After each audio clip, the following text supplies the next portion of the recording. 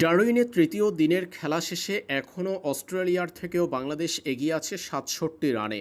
চতুর্থ দিনেই অজিদের বিপক্ষে ইনিংস ব্যবধানে জয়ের সুবাস পাচ্ছে বাংলাদেশ।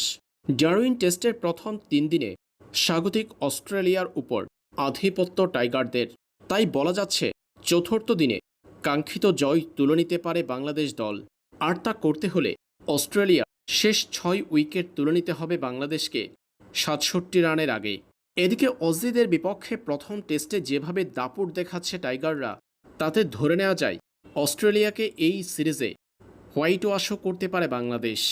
অস্ট্রেলিয়াকে যদি বাংলাদেশ প্রথম টেস্টে হারাতে পারে, কিংবা এই দুই টেস্টের দুটাতেই যদি বাংলাদেশ জিতে অস্ট্রেলিয়াকে হোয়াইট ওয়াশ করতে পারে, তবে আইসিসি টেস্ট চ্যাম্পিয়নশিপের ফাইনালেও উঠতে পারে বাংলাদেশ।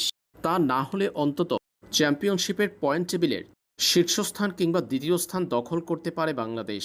সেই ক্ষেত্রে মিলতে হবে সমীকরণ। বর্তমানে আইসিসি টেস্ট চ্যাম্পিয়নশিপের পয়েন্ট টেবিলে বাংলাদেশের অবস্থান ভারতের উপরে চতুর্থ স্থানে।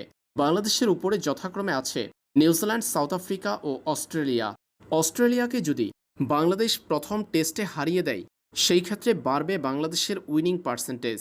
৫ টেস্ট থেকে বাংলাদেশের অর্জন হবে ৩ জয়, সাথে আছে ১ ড্র।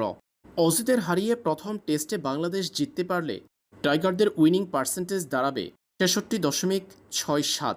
৩ জয় ১ ড্রয়ের পর ৫ ম্যাচে বাংলাদেশের উইনিং পার্সেন্টেজ হবে ৬৬.৬৭।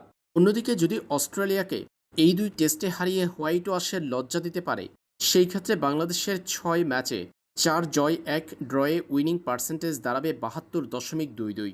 তাতে অস্ট্রেলিয়ার উইনিং পার্সেন্টেজ কমে বাংলাদেশের নিচে চলে আসতে পারে তারা। সেই ক্ষেত্রে আইসিসি টেস্ট চ্যাম্পিয়নশিপের শীর্ষ ৩ কিংবা ২ জায়গা করে নিতে পারবে বাংলাদেশ। এই ধারাবাহিকতা অব্যাহত রাখলে টেস্ট চ্যাম্পিয়নশিপের ফাইনাল খেলাটাও অসম্ভব নয় টাইগারদের জন্য।